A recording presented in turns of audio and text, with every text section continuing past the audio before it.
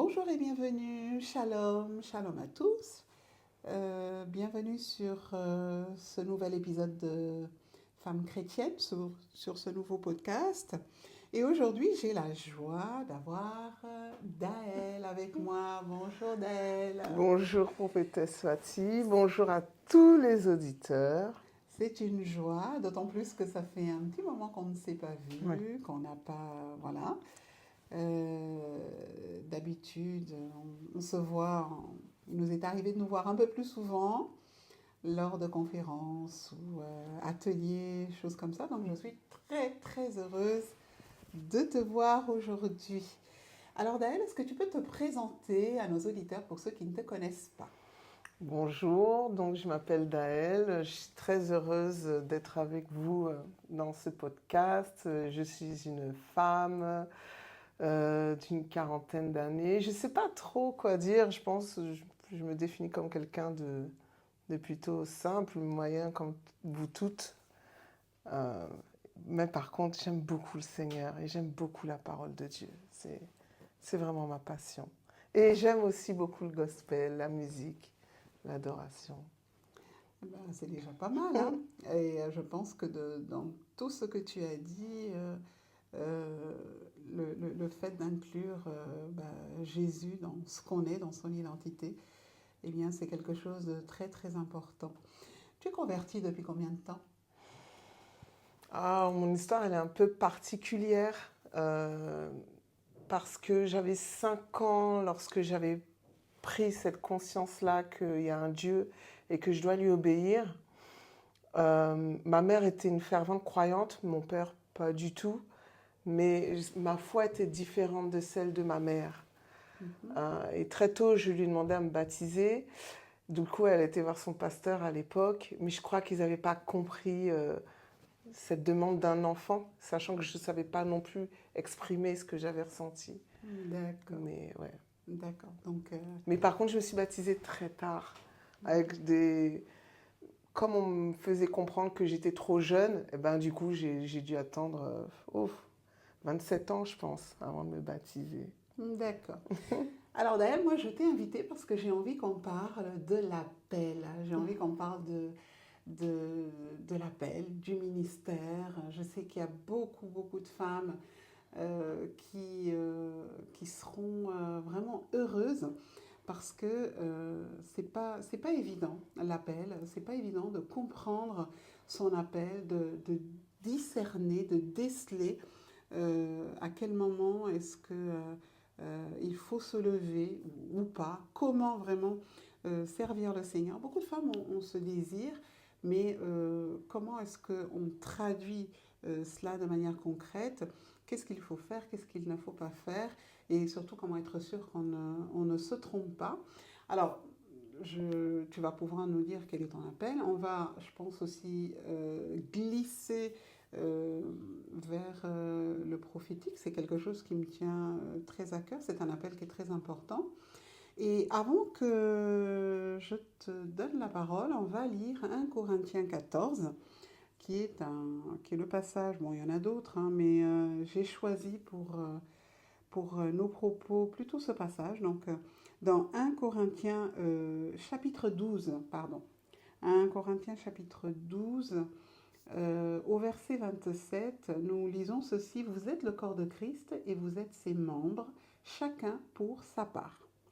Et Dieu a établi dans l'Église, premièrement des apôtres, secondement des prophètes, troisièmement des docteurs, ensuite ceux qui ont le don des miracles, puis ceux qui ont des dons de guérir, de secourir, de gouverner, de parler diverses langues, etc., etc. Alors, est-ce que c'est obligatoire d'avoir un appel? Est-ce que chaque enfant de Dieu a un appel? Alors pour moi, oui, mais peut-être pas dans le sens où beaucoup de gens l'entendent. Je me rappelle à l'époque où je faisais des cours à femmes chrétiennes et un cours qui m'a beaucoup marqué, c'était celle de Suzanne Wesley. Et Suzanne Wesley donc, se retrouve avec 12 enfants et en étudiant sa biographie, on voit que, pour moi en tout cas, tel que j'ai interprété les choses, son appel c'était de bien éduquer ses enfants. et notamment John Wesley.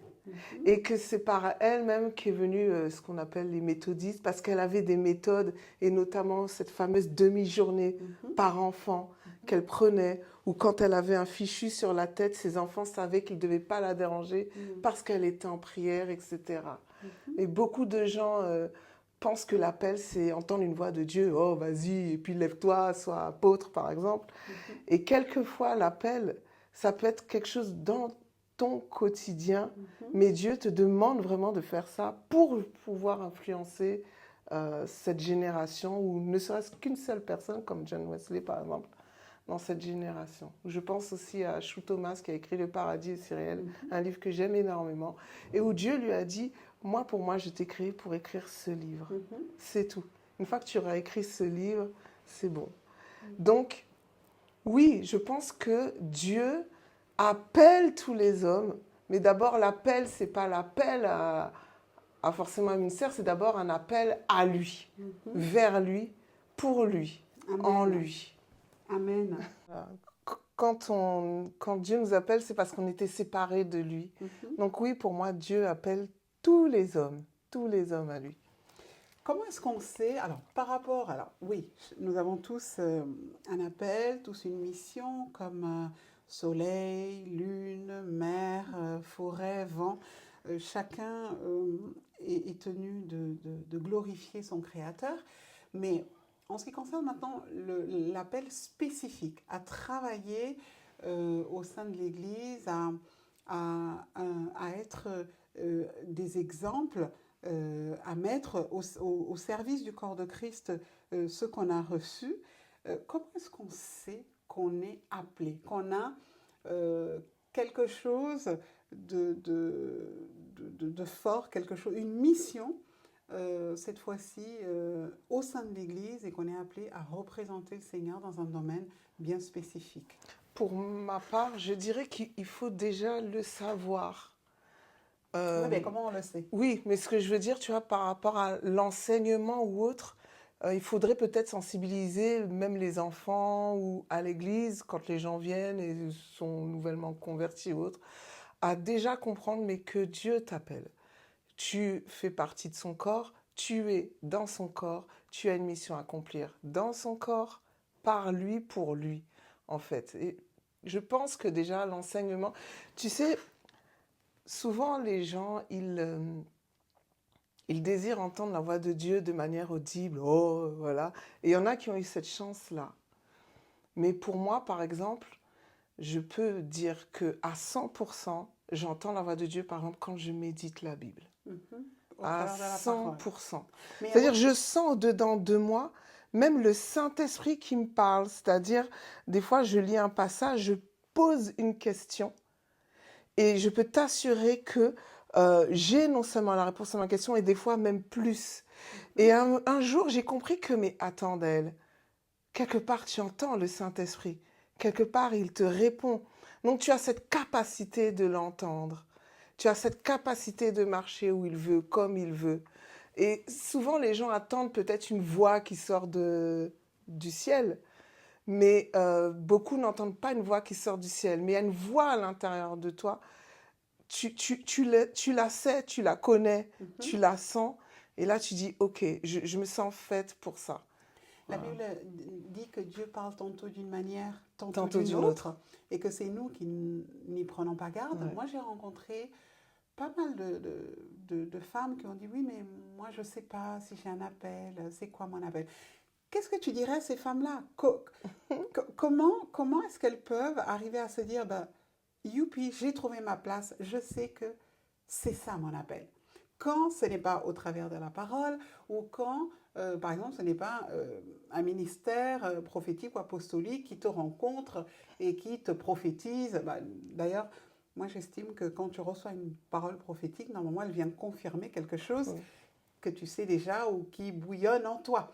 Mais qu'est-ce que tu dirais à ces femmes qui disent je ne sais toujours pas à quoi je suis appelée? Oui, je peux les comprendre parce que c'est une question que je me suis beaucoup posée. Et des fois, même jusqu'à présent, je dis Seigneur, est-ce que. Tu vois? Mais il y a des moments où je sais que je sais que je sais. Tu sais, la première question que Dieu a posée à Adam, c'est où es-tu? Et j'ai envie de dire à ces femmes, où es-tu? où te situes-tu?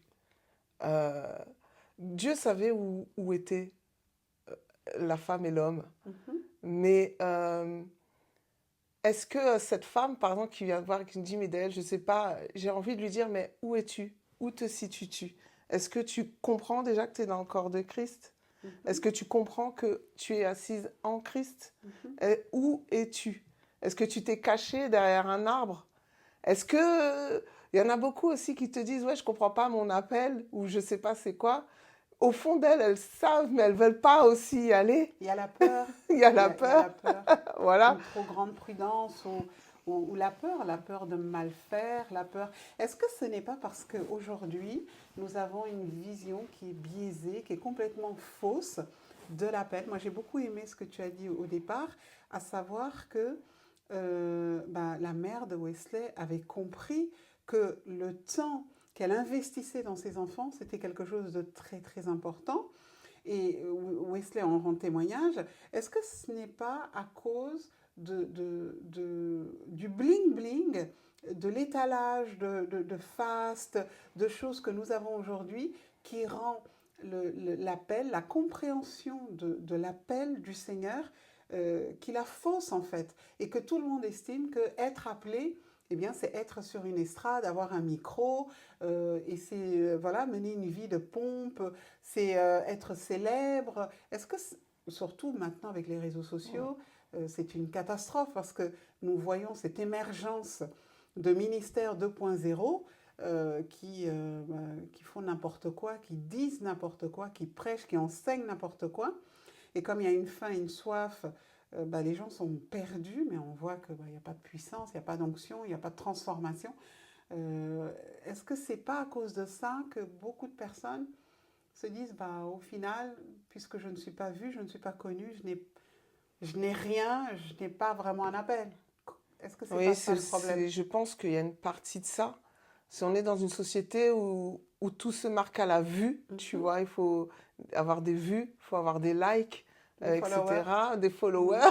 Oui, Des followers, faut même des followers. oui, Alors, on n'enseigne plus aux personnes à suivre Christ, on les enseigne à nous suivre nous. oui. Mhm. Voilà. Et j'ai envie de dire aussi, en plus, en qualité de femme, c'est d'autant plus difficile, je pense, pour une femme de devoir émerger parce que, ben voilà, ce fameux patriarcat, par exemple, mais même entre nous, les femmes, quand on entend toute la journée, la femme ne doit pas prêcher, la femme ne doit pas faire ci, la femme ne doit pas faire ça, c'est difficile pour elles. Pour moi, souvent, je dis aux femmes que pour nous, le challenge est d'autant plus grand. Mhm. J'estime que le challenge est d'autant plus grand. Et moi, par exemple, je sais que quand je prie Dieu, j'ai déjà fait cette prière, Seigneur, que l'on ne voit pas, par exemple, si je dois enseigner que je suis une femme, mais qu'on voit que je suis un esprit, en Mhm. fait. Voilà. Parce Est-ce que... que si les gens sont trop, ah, c'est une femme, oh, en plus elle est obèse, en plus elle est grosse, et en plus, etc. Si les gens sont plus euh, attirés par ma manière de m'habiller, de me maquiller, de me comporter, etc., et que j'arrive pas à faire ressortir le message, donc c'est Seigneur, moins de moi, plus de toi. Il faut que les gens voient que c'est toi. Et je pense que c'est un challenge d'autant plus grand pour les femmes, puisque là on s'adresse aux femmes, que pour les hommes. Voilà. Est-ce que tu ne penses pas aussi que les femmes souffrent d'une représentation, d'une réelle représentation aujourd'hui? Alors, c'est vrai que un peu partout, on voit qu'il y a beaucoup de programmes pour les femmes se lèvent. Sur Internet, on voit vraiment une émergence de servantes de Dieu. Bon, moi, je suis sur ma faim, hein, honnêtement, je suis sur ma faim.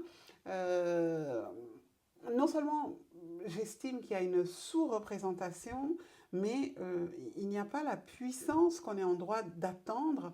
Et justement, le fait qu'il y ait ce patriarcat qui pèse encore et le fait qu'on veuille encore empêcher aux femmes de servir, d'être dans le service, pour moi, les femmes elles devraient être beaucoup plus intelligentes, à savoir que lorsque elles disent j'ai été appelée, Dieu m'a appelée, mais qu'il y ait vraiment les fruits, qu'il y ait tous les fruits, qu'on voit vraiment que c'est indéniable, indiscutable. Quelqu'un qui est appelé n'a pas besoin de faire des pieds et des mains. Je veux dire, Jésus a dit, on reconnaît l'arbre à ses fruits. On ne peut pas cacher ça. C'est impossible. C'est impossible.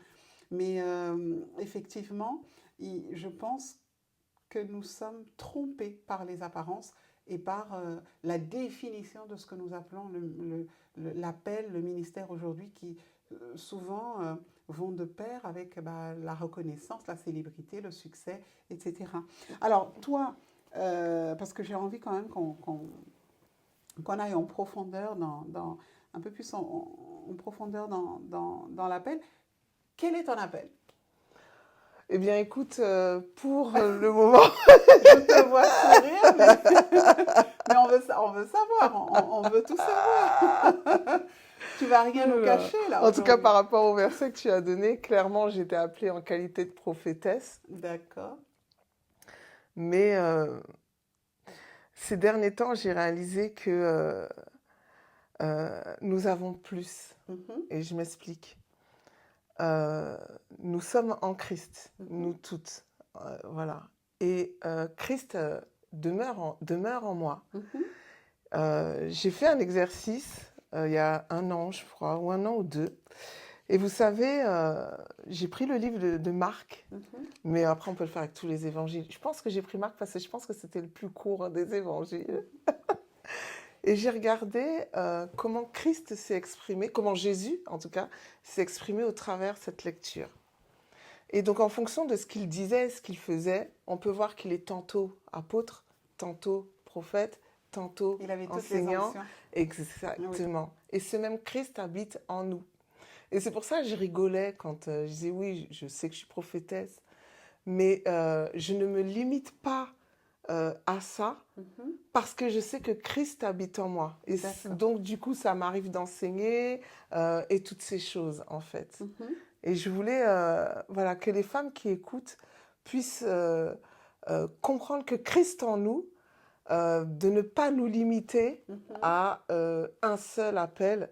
On a toute cette plénitude. Il y a un verset dans Jean, ça fait 2 semaines que j'ai bugué sur ce passage, j'ai oublié c'est Jean, mais je suis un peu en chiffres, je ne suis pas très bonne. Mais il a reçu la plénitude de l'Esprit.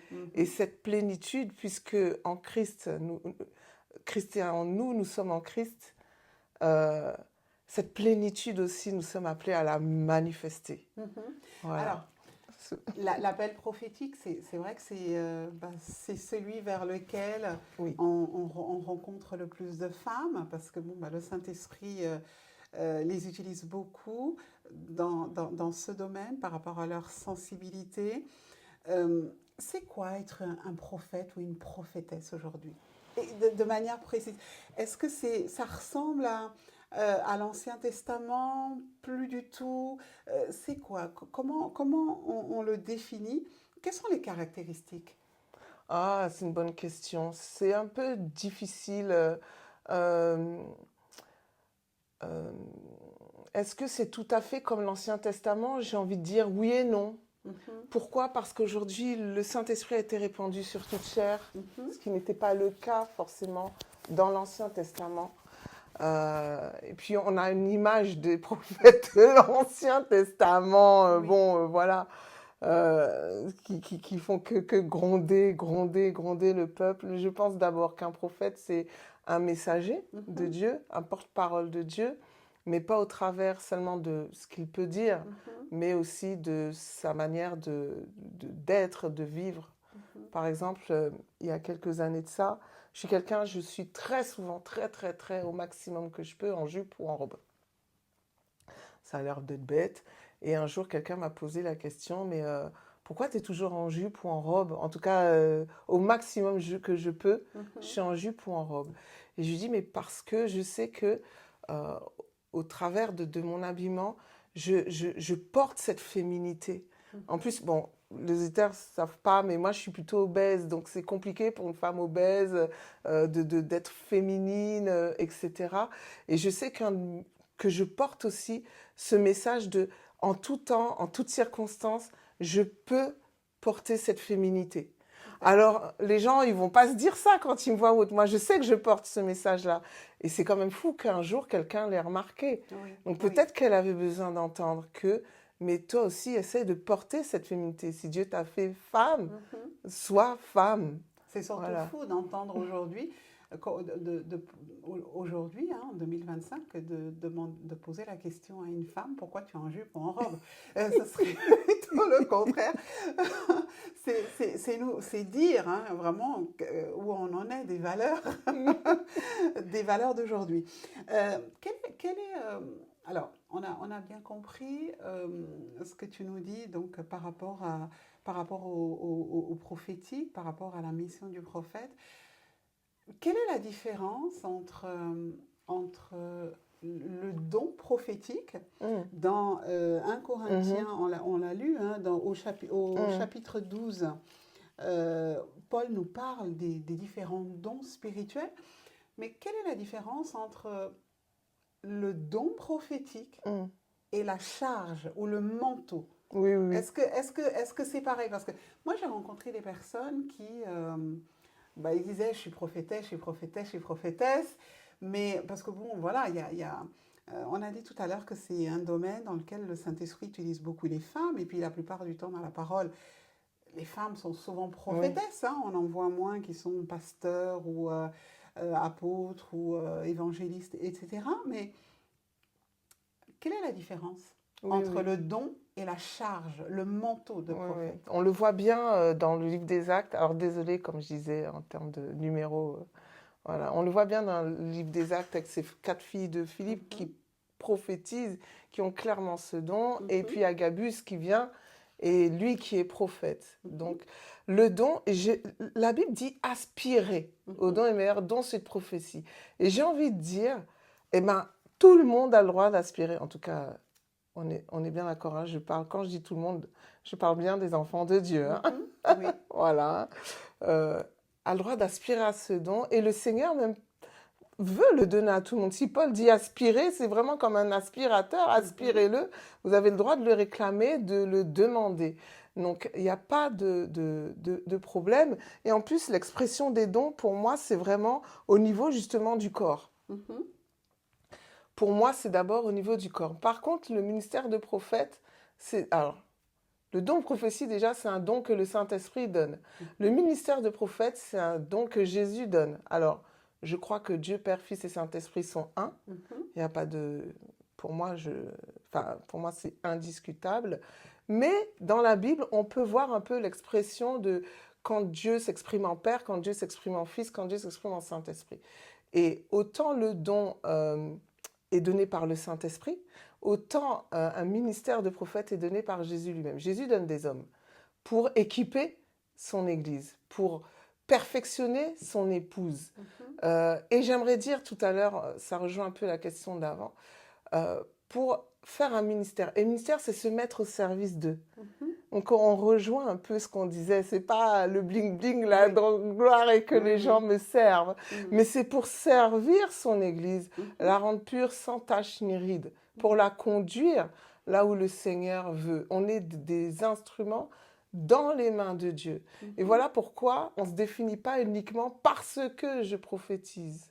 mhm, Voilà. Parce que je suis prophète, je prophétise, mais c'est pas parce que je prophétise que je suis prophète. mhm. Et d'ailleurs, à la fin des temps, des gens diront, oui, mais Seigneur, j'ai prophétisé en ton nom. Oui, Et il dira, je ne vous connais je pas. ne vous ai jamais connu. Mhm.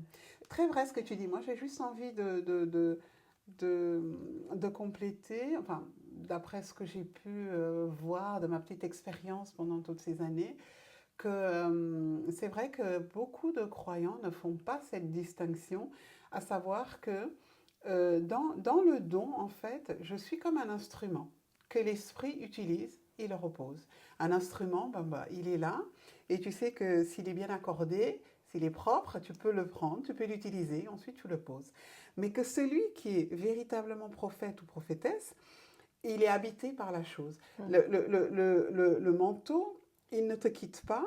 Et dans cette charge, dans cette fonction, c'est un niveau supplémentaire, à savoir que tu es appelé à partager un élément de la croix de Christ. Il le dit, hein, je crois que c'est Pierre qui dit que même Paul, les choses d'avant, c'était une préfiguration, le culte, etc. Tout ça, c'était des préfigurations de ce qui devait venir et que l'esprit, les prophètes, le Saint-Esprit qui était en eux, c'était l'esprit de la croix aussi. Hein. C'était ça. C'était par rapport au Christ. Moi, je crois que le véritable prophète, eh bien, c'est un homme ou une femme de la croix. C'est quelqu'un qui vit en lui une part de la vie du Christ. Et c'est la raison pour laquelle je ne vois que très peu de prophètes aujourd'hui ou de prophétesses. Parce que quand je rencontre plutôt le show, le bling-bling, le désir de gloire et de célébrité, tout ce qui est de la chair, et que je ne retrouve pas l'image de Jésus dans tout ce qu'il est. Hein. Ça peut être la part christique, ce n'est pas que la croix. Christ, il y a aussi la gloire. Christ en nous, l'espérance de la gloire. Mais pour moi, surtout, hein, ceux que Dieu appelle à être des prophètes ou des prophétesses, ils sont marqués par la souffrance. C'est obligatoire. Ils sont marqués par la croix et la croix, ça se voit. Et c'est pour ça que tu parlais tout à l'heure de ces hommes et ces femmes qui crient. Ils crient parce que c'est Jésus qui crie en eux. Et ils crient, pourquoi? Parce que même si il y a eu la croix, il y a eu la crucifixion, eh bien, la croix, elle est toujours à terre, elle est encore là au sein de l'Église, au sein du monde. La souffrance est là, le péché est encore là. On n'est pas encore dans cette réunification de toutes choses. On n'en est pas encore là. Hein. Paul, il fait ce reproche aux Corinthiens, je crois, en disant, bah, sans nous, vous avez déjà commencé à régner, mais on n'en est pas encore là. Pour l'instant, nous sommes encore dans l'enfantement avec Christ. Et quand je vois quelqu'un qui me dit je suis prophète ou quelqu'un qui me dit je suis prophétesse, moi ce que je cherche est la croix. Je dois avoir la marque de la croix et il est porteur du message de la croix. Si je ne vois pas ça, c'est qu'il y a un problème.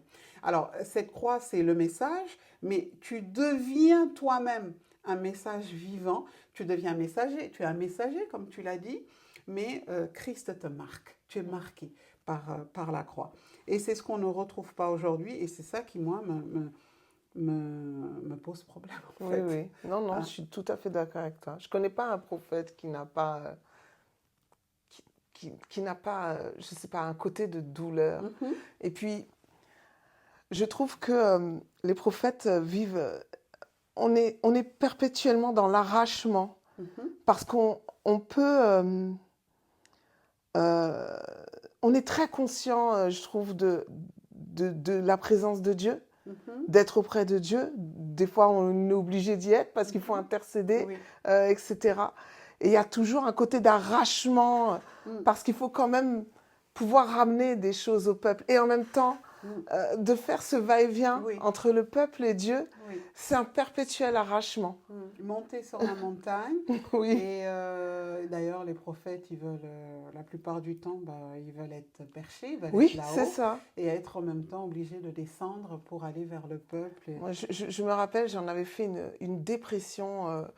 Il y avait une année où, bon, depuis petite, je sais que Dieu m'appelait, mais il y a une année spécifique où là, c'était bon, maintenant d'elle et le Seigneur m'en disait plus. Et je voyais tellement de choses. Et puis, je pouvais méditer ma Bible du matin au soir. En plus, j'étais au chômage comme par hasard. C'était pas un hasard. Et je me levais le matin. Quand je levais la tête, il était déjà nuit, etc. Et je me rappelle que j'ai une amie et elle me trouvait très triste. Et je lui disais, mais cette terre est tellement fade. J'ai dit, mais même le vert de l'herbe, je le trouve fade. Je trouvais que mes yeux, ma sphère, tous mes 5 sens avaient changé. Et je trouvais cette terre très fade. Et j'ai beaucoup pleuré. Je disais, Seigneur, je n'étais pas suicidaire, je ne voulais pas me suicider, mais je voulais plus vivre. Oui. C'est bizarre de le Un dire. petit peu comme Élie qui a dit à Dieu, j'en peux plus, prends-moi. Oui, Bon, c'est vrai qu'il avait Jézabel aux trousses, mais il n'y avait pas oui, que oui. ça, il y avait aussi une espèce de découragement. Oui, les prophètes, je pense, pas que Ouais. les prophètes, mais en tout cas les authentiques ministères qui sentent le cœur de Jésus, qui voient sa souffrance, surtout qui voient l'état de l'Église, Ouais. ben, ils sont pas bien, hein. Ils sont, j'en connais beaucoup, moi, enfin Mm. beaucoup, quelques-uns quand même, qui sont souvent dépressifs, hein, parce que ils sont tendus entre le ciel et la terre. Ben, ça m'amène justement à parler Mhm. du, du, du Saint-Esprit, hein, du monde spirituel plus précisément. Comment est-ce que toi, tu exerces ton ministère prophétique? Je ne sais pas si j'ai très bien compris la question, mais comme je disais, d'abord, c'est une question de position, où je Mhm. suis. D'accord. Cette question, elle est... Parce que tout part de Christ. Mhm. Tout ne part pas de moi, mais de Christ. Une fois, je disais à des amis à moi que moi, dès le matin, dès que je sors de chez moi, je me considère en mission. Mhm. Oui, c'est ça. Tous les jours, Mm. je me considère en mission. C'est-à-dire, je sais que je peux être utilisée par Dieu à n'importe quel moment, Mhm. ou qu'il peut m'arriver n'importe quoi aussi, parce que c'est aussi une réalité. Voilà, donc je suis consciente de avec qui je marche, notamment le Saint-Esprit, notamment, Mhm. euh, que je suis en lui, que je suis porteur de sa gloire. Donc il y a des choses que je ne vais pas dire, que je ne vais pas faire, tout Mhm. simplement, par exemple, etc. Et dans tes rapports avec les autres, comment est-ce que ton ministère prophétique se manifeste? Quels sont les dons qui accompagnent ton ministère? Est-ce que c'est plus les visions? Est-ce que c'est plus les rêves? Est-ce que Mhm. c'est plus euh, les, les, les paroles prophétiques? Est-ce que c'est le discernement? Parce qu'il y a plusieurs Oui, types il y a plusieurs... de dons. Enfin oui, vraiment il y a des dons complètement différents. Après, il y en a qui en ont plusieurs. Toi, de manière oui, spéciale, moi je comment ça se sais qu'il manifeste? y a pas mal le don du discernement des esprits Mhm. qui agit pas mal. Après, bon, la prophétie, bien Euh, sûr. oui, J'ai remarqué aussi, je suis une songeuse. oui, beaucoup de songes, oui, c'est dans les rêves. Bah, Dieu Oui, l'a dit, oui, quand tu aurais un prophète parmi vous, c'est dans les oui, rêves et les oui, oui. songes. Ah oui, Moi, oui. c'est dans un rêve aussi que le Seigneur m'a... Bon, même si j'ai eu des paroles prophétiques Mhm. de la part de prophètes et d'apôtres, mais c'est dans un Oui, songe que oui, Jésus m'a dit, bah, je te touche oui. Ouais. les yeux pour que tu vois ce que personne ne Oui, voit. oui. Donc, oui, beaucoup, beaucoup, beaucoup dans les Beaucoup rêves. de songes, Mm. beaucoup de songes. Ah oui, en plus, bah, en tout cas pour celles qui écoutent et que ça peut concerner, eh ben, regardez, enfin, moi c'est souvent à la même heure, Mhm. etc. Donc je fais attention à pas rater par exemple mes rendez-vous, Oui. voilà, parce que je sais que en général à 7 heures c'est l'heure. Et il m'arrive d'enseigner aussi. Mhm. Je suis chroniqueuse dans une radio une fois tous les 2 mois, tout Mhm. ça. Et je peux vous dire que c'est dans les songes. Des fois, je vois le Saint-Esprit et dans le songe, hein, Mhm. Bible en main Mm. et tout, il me dit ben, va dans tel passage, Oui. etc. Et je reçois les enseignements dans les songes. Le, Euh, le, mm, le monde spirituel, c'est quelque chose, bah, voilà, c'est les véritables prophètes y sont. Je dis bien véritables prophètes parce que je suis bien convaincue qu'il y a beaucoup de faux prophètes et que beaucoup de gens qui disent je suis prophète, je suis prophétesse, en réalité, ne le sont pas. Ce sont des personnes qui ont des dons impurs ou qui n'ont pas été délivrés. mm. Parce qu'il y a des personnes, alors ça j'aimerais vraiment le souligner parce que j'ai rencontré beaucoup de personnes comme ça. Dans, voilà, dans la famille, il peut y avoir des esprits parce qu'il y a de la sorcellerie, parce qu'il y a eu des choses. Et ces personnes, une fois qu'elles viennent au Seigneur, elles commencent à voir, elles commencent à manifester. Et bah, ces personnes pensent que c'est le Saint-Esprit en fait. Et j'ai rencontré comme ça des personnes qui m'ont dit, bah si, si, c'est un vrai don, c'est le Saint-Esprit, parce que j'avais pas ça avant. Et j'ai du mal à faire comprendre que non, c'est parce que sous l'effet de l'onction, ces esprits-là se manifestent. Tu n'avais pas ça avant, parce que tu n'étais pas confronté à l'onction du Saint-Esprit. Mais maintenant que tu es confronté, ces esprits se manifestent et il faut passer par la délivrance. J'ai vu des gens s'accrocher vraiment mordicus. Je me souviens d'une petite réunion de prière qui avait eu lieu chez moi et une sœur qui s'est mise à prophétiser. Mais dès qu'elle a commencé à prophétiser, j'ai su que ce n'était pas le Saint-Esprit, j'ai su que c'était un esprit de python. Dans une église, un jour, j'en ai vu une aussi qui, soi-disant, se faisait passer pour prophétesse. Avant qu'elle ne prophétise, elle cassait toutes les choses. Elle avait une violente manifestation. Elle se roulait un peu à gauche, à droite, elle cassait toutes les chaises. Et ensuite, elle ouvrait la bouche pour délivrer la parole. Non, non et non, ça ne peut pas être le Saint-Esprit. Dieu est un Dieu d'ordre et non de désordre. Et comme l'apôtre Paul le dit, l'esprit du prophète est soumis au prophète. Hein? Je sais que des fois, le Saint-Esprit peut venir sur nous avec une certaine force.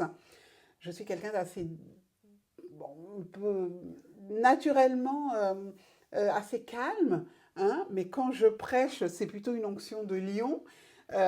Mais même si l'esprit vient avec une certaine force, il y a quand même de la douceur. Il n'humilie pas les gens. Voilà, donc si le Saint-Esprit te fait te rouler par terre et tout casser, et puis tu as des manifestations, non, des fois il faut aussi se dire non, non, non. Mais bon, j'ai vu des gens qui vraiment, ils n'avaient pas envie. Hein. Ils étaient persuadés que les manifestations, c'était le Saint-Esprit. Et donc, du coup, voilà. Mais je pense que quand on a véritablement le Saint-Esprit, on arrive à voir, on arrive à discerner que là, c'est un esprit de python qui singe, qui imite. Là, c'est un faux Saint-Esprit. Moi, le Saint-Esprit, comme tu dis, même si c'est un esprit, on arrive à le voir. Toutes les fois où je l'ai vu, pour ma part, je vois toujours la nuée. C'est vraiment la même nuée qui suivait, qui accompagnait les Israélites dans le désert. Moi, le Saint-Esprit, je le vois. Quand il descend sur moi, je vois la colonne de nuée. Ou alors, c'est comme je vois une masse électrique, un courant électrique qui se déplace comme ça à la vitesse de la lumière. Ça, c'est plutôt quand j'exerce le ministère. C'est comme ça que je le vois. Je le vois se déplacer comme ça dans la salle. Vraiment comme un courant électrique. Et chez moi, c'est plutôt la nuée que je vois se déplacer de chambre en chambre. Chacun sait comment il voit le Saint-Esprit, mais on peut le voir hein, pour les personnes qui ont les yeux ouverts et qui sont exercées. Mais il faut faire attention aussi aux fausses manifestations parce que beaucoup de personnes n'arrivent pas à déceler que non, en fait, ce qui se manifeste, c'est pas le Saint-Esprit. Oui, oui. Et en plus, j'aime bien citer un verset. Le verset dit « Dieu est un Dieu de paix et non de désordre. Oui. Et il faut qu'il y ait la paix. Il faut qu'il y ait la paix. Ça veut dire, des fois, même tu reçois une remontrance, mais il y a une paix parce que c'est aligné à la vérité. Oui. Tu vois? Donc... Et j'ai envie de dire à toutes les femmes et peut-être des hommes qui écouteront ce podcast, il y a deux choses. Avant, moi, si tu es appelé, et je pense que tu es appelé, peu importe hein, à l'appel, et en tout cas si tu es appelé au ministère prophétique, et je dirais même dans les 5 ministères, premièrement, passe par la délivrance et deuxièmement, la guérison du cœur. C'est très important. Tu ne pourras pas être un bon serviteur de l'épouse. Tu ne pourras pas être un bon ministre de Dieu. Bref, tu ne pourras pas être quelqu'un de bon, de bien, si ton cœur est blessé. Voilà. Et ça, il faut vraiment, vraiment. Et donc, si ton cœur est blessé, tu ne pourras même pas accepter qu'on te dise que non, cette prophétie n'est pas bonne. Si ton cœur est blessé, tu ne pourras même pas accepter qu'on te dise oui, tu es appelé, mais attends. Parce que moi, je sais que le Seigneur m'a appelé, puis pendant un long moment, même dans mes rêves, il me disait attends. Oui. Il y a un temps de préparation. Et j'étais frustrée parce qu'enfin tu m'appelles, enfin je dis oui. Je faisais des jeûnes. Une fois, j'avais fait un jeûne de 21 jours sec. Je me rappelle le 17e jour. J'étais triste ce jour-là. Je dis, mais Seigneur, il ne me parle même pas. Moi, derrière qui est des songes, rien du tout. Mhm. Et je me rappelle, le 17e jour, je vois Dieu qui rentre dans un songe dans ma maison. Et il parle à tous les membres de ma famille, chrétiens, pas chrétiens. Et je dis, hé! Et puis il s'en va, je dis, hé! Il se retourne et il me dit, attends. Et j'ai eu 3 rêves comme ça. Même ma meilleure amie à l'époque, parce qu'elle a prié pour moi, parce qu'elle s'est dit, la pauvre. Et elle me dit, d'elle, c'est bizarre, j'ai vu le Saint-Esprit. Et il parlait de tout le monde et je lui dis, et d'elle. Et il dit, elle, attends. Oui, oui. Ah bah, cette question-là de l'attente, elle est très très importante parce que bah, on voit bien que le Seigneur a été préparé, il a eu un nombre d'années où il a été préparé et je crois que c'est vraiment la chose la plus difficile quand on est Mm, appelé, c'est d'attendre, c'est de voir que bah, j'ai 30 ans, 40 ans, mm, 50 ans, il n'y a toujours rien. Mais oui, mais si la prophétie tarde, attends-la parce que certainement elle s'accomplira. Et cette attente, elle est très très importante parce que nous, quand nous sommes choqués de voir des personnes avec des défauts hein, flagrants de mm, caractère, avec des personnes qui sont dures, des personnes qui sont bah, qui ne représentent pas réellement le royaume, et ben quelque part, bon, bah, pour moi, il y a un problème au niveau de la préparation, mais je pense que ce sont des personnes aussi qui se sont levées avant le temps, mm, qui n'ont pas su attendre. Et le désert par lequel le Seigneur nous fait passer, il est bénéfique. Ah, il est bénéfique parce qu'il y a des choses qu'on ne peut pas apprendre autrement que par ce temps long ouais, où bah, il nous brise, où il nous isole. Je ne sais pas si tu es d'accord avec moi, mais pour moi, un prophète, il est seul. ouais, Moi, oui. moi, je sais pas, mais pour moi, il est seul. C'est une des caractéristiques du prophétique, c'est que le prophète, il est seul, il est incompris, Mm, il est mal aimé. Les prophètes qui sont euh, autrement, bon, à moins d'être avec le Seigneur dans une église, hein, d'avoir été placé par lui dans une église, il y a des prophètes qui ont été placés dans une église, ça leur convient, mais moi je pense que la solitude, c'est une des marques mm, de fabrique, et ainsi que le rejet, l'isolement, la souffrance, l'incompréhension, parce qu'un prophète, c'est quelqu'un qui est rattaché à Dieu. Il n'est pas rattaché. Il peut être dans une église, hein, mais bah, bonjour, hein, le jour où il verra quelque chose et qu'il faudra dire quelque chose qui ne va pas forcément plaire, je ne sais pas. Pour moi, être un prophète ou une prophétesse, c'est avant tout être la bouche par laquelle Dieu s'exprime et dire la vérité, ben, même si c'est au prix de ta vie, même si tu n'es pas aimé, même si cette vérité ne sera pas appréciée. Bien sûr, on l'a dit avec sagesse. Moi, il m'est arrivé de dire des choses dures dans une église et de pleurer en même temps parce que je ouais, n'avais pas envie de le dire, mais je n'avais pas le choix. Je n'avais pas le choix. Le Seigneur m'avait donné un grand coup sur le dos parce que justement je ne voulais pas parler et il m'a ouvert la bouche de force. Et donc c'est pas facile, c'est vraiment pas facile, mais la vérité doit être attachée à nous et c'est une vérité qui vraiment est sans compromis, sans compromis. Donc je sais pas, qu'est-ce que tu en penses? oui, oui, oui, oui. C'est pour ça qu'il faut être guéri. Oui. C'est pour ça qu'il faut être guéri. Si on n'est pas guéri, on va blesser Mhm. les gens.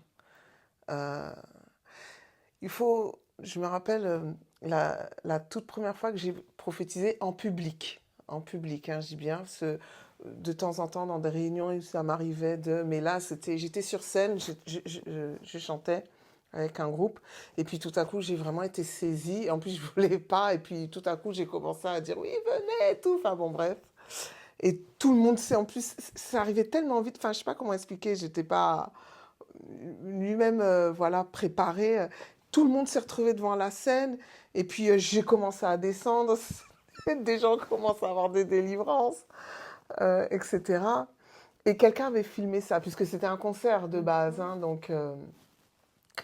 mais j'avoue qu'après, je me suis enfuie parce que je savais pas trop, c'était trop pour moi. Et d'ailleurs, c'est après que j'étais baptisée de feu, je me rappelle de ça.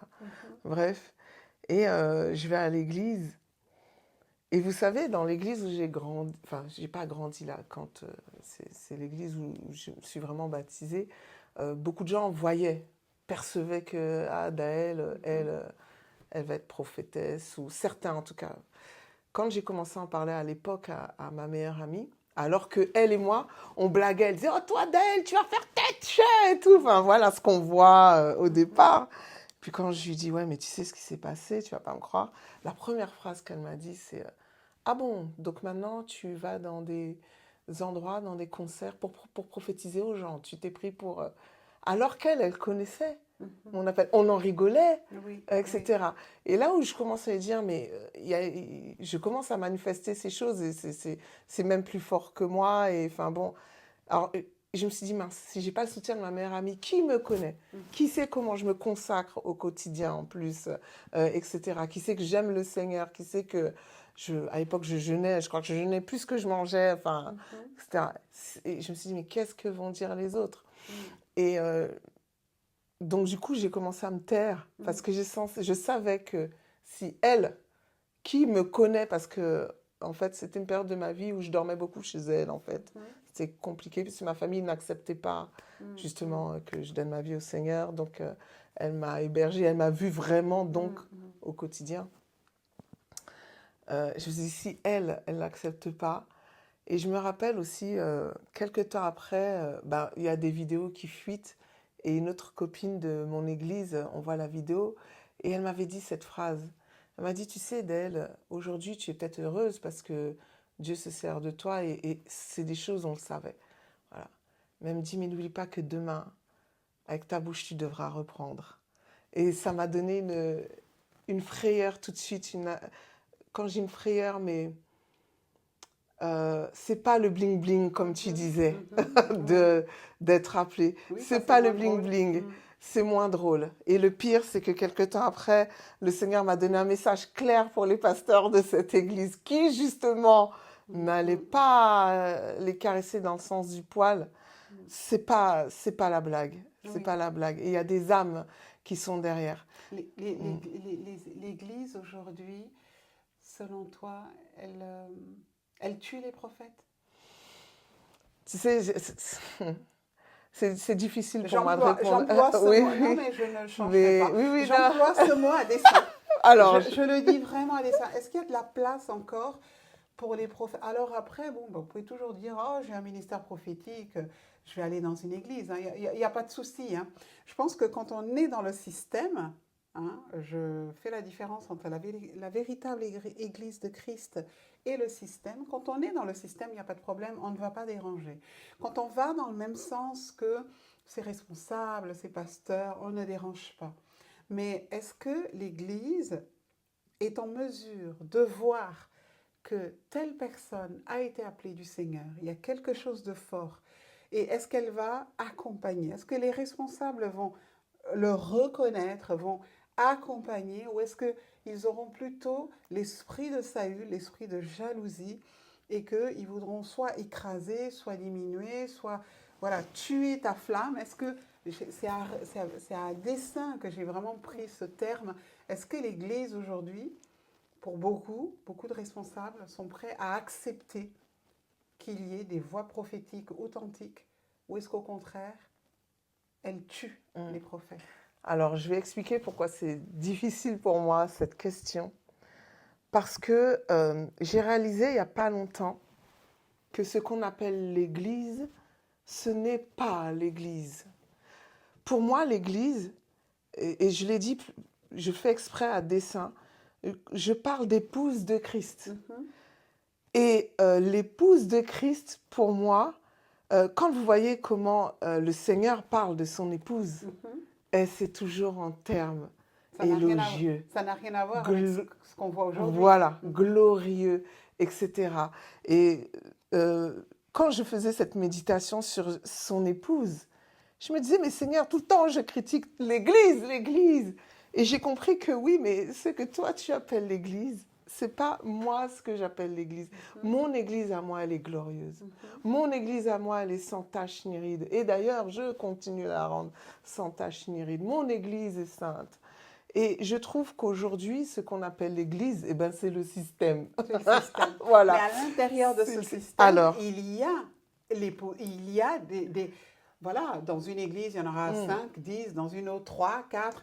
Il y a encore des âmes qui sont à l'intérieur et qui sont appelées à faire partie de l'épouse, mais qui sont encore voilées. Hein. Et c'est pour ça que Dieu permet que nous puissions encore aller dans les églises pour aller parler au cœur de l'épouse, à ceux qui ont des oreilles pour entendre, parce qu'il dit, je suis à la porte, je frappe, il n'est pas à l'intérieur. Ça, la Bible est très claire. Il n'est pas à l'intérieur, il est à l'extérieur et il frappe. Donc, donc de fait, j'aimerais vraiment interpeller les gens. Je trouve qu'il y a des modes. Voilà. Il y a des modes. La mode, c'était avant un pasteur. Voilà. Cette mode est toujours là. Dans ce qu'on appelle l'église, souvent c'est un pasteur. Maintenant, la mode, c'est de les appeler apôtres. Hein. Apôtres, archibishop, etc. Et tout ça. Ce sont des modes. Mais c'est même pas comme ça qu'est censée fonctionner l'église. Normalement, dans l'église, il est censé avoir les 5 ministères qui se manifestent pour justement équiper les membres de cette dite église. Dernièrement, il y a quelque temps, j'ai vraiment pris une claque. C'était intéressant. Je parlais à quelqu'un qui a plutôt une onction pastorale, qui se dit pastorale, et puis ben, moi, je suis plutôt prophète. Et à un moment, on parlait, et puis on disait, de toute façon, les pasteurs et les prophètes ne s'entendent pas. C'est bien connu, en tout cas, que souvent on dit les pasteurs et les prophètes ne s'entendent pas. Et une amie à moi m'a dit, mais c'est fou, Médel, dans la Bible, je ne vois pas ça. Et j'ai réalisé qu'elle avait raison. Dans la Bible, il n'y a pas écrit que les pasteurs et les prophètes même ne s'entendent pas. Les 5 doivent fonctionner ensemble. Et donc, même de se dire, de toute façon, les pasteurs et les prophètes, ils ne s'entendent pas, c'est normal. Non, ce n'est pas normal. C'est bien la preuve qu'on ne fonctionne pas selon le système de Dieu. Dieu a créé le prophète et le pasteur, et les deux doivent équiper. Et même, je dirais même plus, même le pasteur doit m'équiper, tout comme j'équipe le pasteur. Voilà, qui mieux qu'un prophète peut parler du prophétique, justement des dons, par exemple de prophétie, etc. Mais qui mieux qu'un pasteur peut me donner la conscience des brebis, parce que c'est vrai que moi, au début, surtout, j'étais un peu sèche. Ce sont parce que j'ai vu des vrais pasteurs, tu vois, qui me disaient, mais Daël, ce sont des brebis. Je comprends que tu as un message et que tu veux les reprendre, mais apprends aussi à soigner. Qui mieux qu'un pasteur peut m'apprendre ça?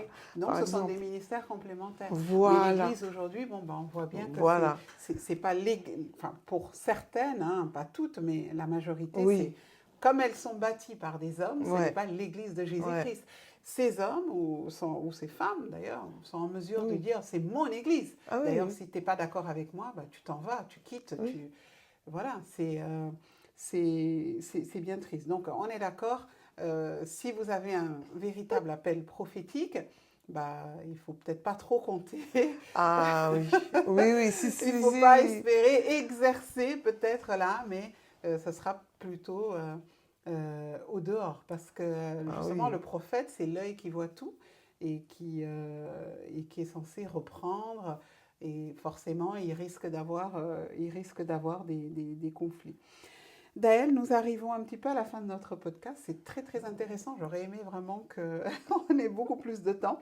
Alors, quel conseil tu donnerais aux femmes qui se sentent appelées et qui se disent « j'ai un appel, je sens que je suis appelée », que ce soit au prophétique ou que ce soit hier, on a parlé du prophétique puisque c'est un ministère que nous avons en commun, mais quel conseil tu donnerais à ces femmes pour justement... Quel conseil tu donnerais à ces femmes pour justement se libérer et entrer dans leur appel? Ok, donc d'abord, c'est Dieu. Tout part de Dieu, tout est pour Dieu, tout est en Dieu. Il faut être très conscient de ça. Si par exemple tu prophétises et que tu commences à ramener les gens à toi, c'est plus un esprit de prophétie. puisque l'esprit de prophétie, c'est Jésus lui-même, c'est Dieu lui-même.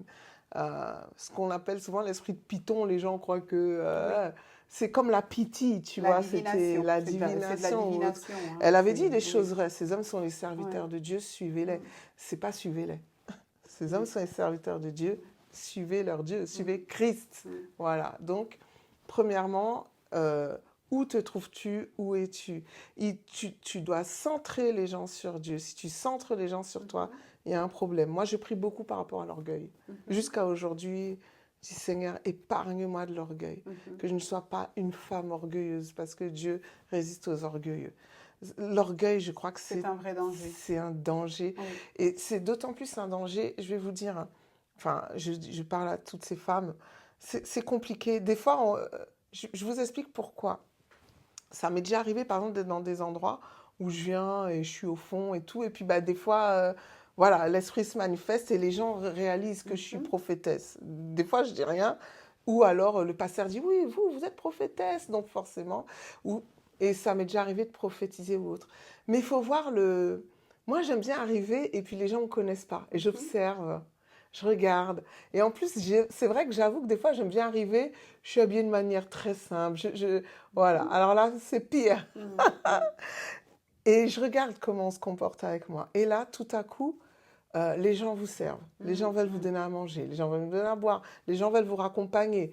Les gens vous donnent des mouchoirs. Les gens sont tellement attentifs à vous que même si on ne le veut pas, il arrive que tout à coup, il y a de l'orgueil qui vient parce qu'eux nous entraînent aussi. Parce qu'il y a cet esprit d'idolâtrie. Ouais. On idolâtre les ministères, quoi. Et ça, il faut faire attention. Et je pense que c'est à nous d'y mettre le holà, de refuser les applaudissements, de refuser... non, moi, je porte moi-même mes affaires. Je porte mon sac, je n'ai pas besoin qu'on porte mon sac. Enfin, oui, si vraiment les serviteurs et les servantes étaient attentifs à ces choses-là, je pense qu'il n'y aurait pas toutes ces déviances que nous voyons. Oui. Tu as parlé de l'orgueil, c'est... l'orgueil, pour moi, c'est vraiment... Je rajouterai l'argent aussi, puisque l'esprit de Balaam est là, et ça, c'est bon. Ça c'est tout un truc, ça mériterait un autre podcast, mais oui, l'argent aussi, la cupidité. Oui, la cupidité. Dans l'exercice du ministère. C'est tellement facile, c'est tellement facile. Même si on ne le demande pas, il y en a tellement facilement, c'est compliqué. Et puis, comme je disais, être guéri. Mais vraiment, le cœur. Prenez du temps à demander à Dieu la guérison, qu'il fouille le cœur. C'est pas évident. Des choses ressortent, des blessures qu'on croyait qu'on n'était pas blessé ou autre. Mais qu'il fouille vraiment, qu'il sonde votre cœur et demandez-lui la guérison. Bien sûr, la délivrance, ça, pour moi, c'est un indispensable. Faut même pas se risquer Il y a une différence entre être blessé et être brisé. C'est totalement différent. Dieu doit nous briser. Mais les ministères qui ne sont pas brisés, ce sont des ministères qui n'ont pas d'amour. Ce sont des ministères qui sont autosuffisants. Ce sont des ministères, comme tu l'as dit, qui sont orgueilleux. Et ce sont des ministères qui prennent les gens de haut. Ce sont des ministères qui ne sont pas là pour servir, mais pour être servis. Et c'est pour ça qu'il faut être brisé. Il faut dire à Dieu, brise-moi. Et puis, il faut vivre dans la sanctification. Hein, parce que bon, sans la sanctification, je pense qu'on peut pas être utile à Dieu. Oui, tout à fait. La sanctification. Je finirai juste par rajouter qu'on ne doit pas oublier non plus que les ministères, notamment les ministères de fondement, le prophétique et l'apostolique, quand on parle de ministères de fondement, ce sont les ministères qui sont en dessous. On ne les voit pas. Cachés. Les fondements d'une maison, les fondements d'un immeuble, on ne les voit pas. Vous ne les voyez pas. Ils sont cachés, ils sont sous terre, ils sont enfouis. Et ils portent l'édifice. Donc, c'est comme ça que ça doit se passer. Les ministères doivent porter. Ils ne doivent pas être portés, ils ne doivent pas être servis. C'est eux qui portent et c'est eux qui servent, tout comme Jésus l'a fait. Donc, c'est en prenant exemple sur ce qu'a fait notre Maître que nous pouvons vraiment être des ministères authentiques et en optant aussi pour la simplicité de vie, la simplicité dans l'apparence, surtout nous les femmes, très important, la simplicité vraiment dans tous les domaines, et en ayant vraiment l'amour de la vérité, en ayant l'amour de la vérité. Oui, c'est indispensable, l'amour de la vérité. Amen. Ben, je te laisse prier pour vraiment que le Seigneur puisse nous aider et guider toutes ces femmes à trouver leur voie et à exceller dans ce que Dieu leur demande. En tout cas, Père, je te remercie pour ce moment, pour ce podcast. Je prie au Père que les femmes qui écoutent ce podcast, et qui sait si des hommes écoutent après tout, qu'ils puissent comprendre que tu les appelles et qu'ils puissent dire oui. À la fin de cet entretien, j'entendais l'esprit et l'épouse disent viens. Le Seigneur veut réellement que nous tous nous soyons avec lui. Il aspire à cette rencontre enfin. Il aspire à cette réunion. Il aspire à être connu et que nous le connaissions et qu'il nous connaisse. Il aspire. Mais qu'au-dedans de nous, il y ait cet esprit qui nous dise viens.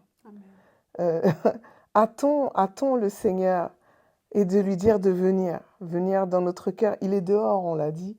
Il est à la porte. C'est pas sa place. Et Seigneur, je te demande pardon même pour chacun et chacune d'entre nous, si on t'a mis à la porte de notre cœur. Mais je te bénis parce que tu es là à la porte. Et c'est que tu n'es pas si loin qu'on peut le penser. Tu n'es pas si absent qu'on peut l'imaginer. Tu n'es pas si silencieux qu'on peut le croire. Toi qui es la parole, toi qui nous as envoyé l'envoyé, la prophétie, la bonne nouvelle, tout ça c'est Christ. Eh bien nous te disons, viens Seigneur Jésus, pour accomplir ta volonté. Fortifie-nous de la pensée de souffrir. Oui, parce que c'est aussi une arme. La Bible dit, armez-vous de la pensée de souffrir. C'est une arme. Et Seigneur, donne-nous la joie de ton esprit, la paix de ton esprit. Et je prie pour toutes celles qui souffrent à cause de l'appel, à cause d'avoir fait le choix de suivre Christ. Que le Seigneur vous fortifie, que le Seigneur vous encourage et que vous puissiez porter du fruit, du 30, du 60, du 100. C'est dans le nom de Jésus que j'ai prié, Père. Amen. Amen, amen. Merci beaucoup, Daël. Merci d'avoir été notre invité. Que le Seigneur te bénisse ton ministère. Et c'était vraiment un plaisir. Et bonjour chez vous, bonjour à toutes nos auditrices, les femmes, les hommes aussi qui nous écoutent. Soyez bénis et à la prochaine. Shalom.